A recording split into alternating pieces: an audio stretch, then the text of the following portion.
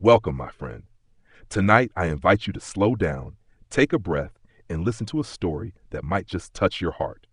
There was once a small village tucked between mountains where night always came early.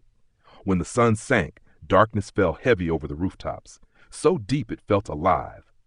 The villagers would light candles, whisper prayers, and wait for morning. But in a tiny wooden house at the edge of that village lived a boy who could not afford even a single candle. His name was Eli.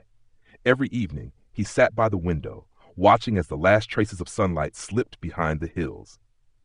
And then, when the shadows crept in, his room became a sea of darkness. He could hear the wind moving through the trees, the old floorboards creaking under invisible feet. He hated the nights. He hated how long they felt. But most of all, he hated being afraid. One evening, as he lay awake staring into the dark, he whispered to himself, "If I can't borrow light, maybe I can build my own." It sounded ridiculous, even to him. He was just a boy, no books, no tools, no teacher. But there was something inside him that refused to accept the darkness anymore. The next morning, he went to the village junkyard, a forgotten place filled with rusted metal and broken glass. While others saw trash, Eli saw possibilities. He gathered bits of copper wire, shards of glass, and an old oil can with holes in it. Day after day, he worked in secret behind his house. He hammered the metal into strange shapes, polished the glass until it caught the sunlight, and tied everything together with frayed string. The neighbors laughed when they saw him. "What are you doing, boy?" they teased. "I'm building light," Eli answered.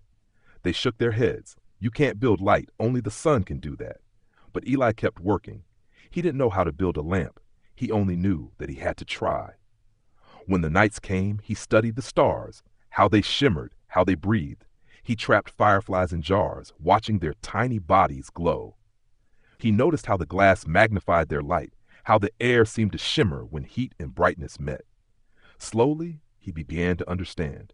Weeks passed. His hands became covered in cuts and burns. His clothes smelled of metal and ash. Sometimes, when frustration took over, he would sit in the dark and cry softly.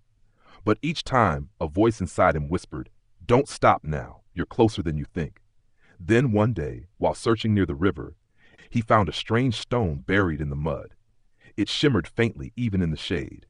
He took it home, cleaned it, and set it into the center of his metal contraption. When he struck it gently with a hammer, it gave off a faint spark, small but real. Eli's heart began to race. He spent 3 more nights working without sleep.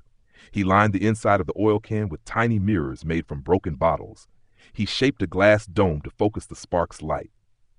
On the 7th night, he sat before his creation, a small, clumsy lamp that looked like nothing special. His hands trembled as he whispered, "Please work." He struck the stone one last time.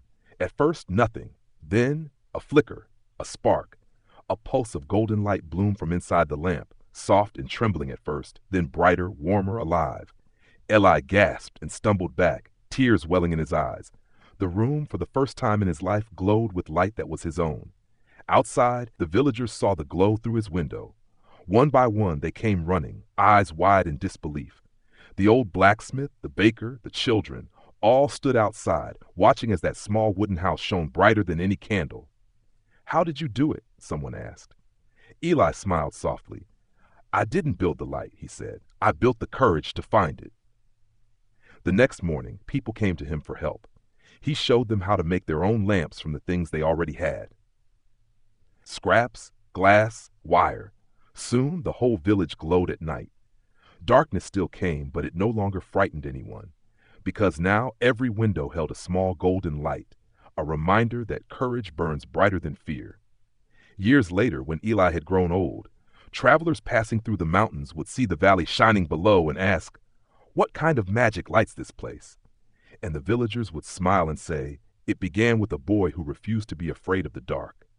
They never forgot his lesson, that sometimes the light we're looking for isn't in the sky or in someone else's hand.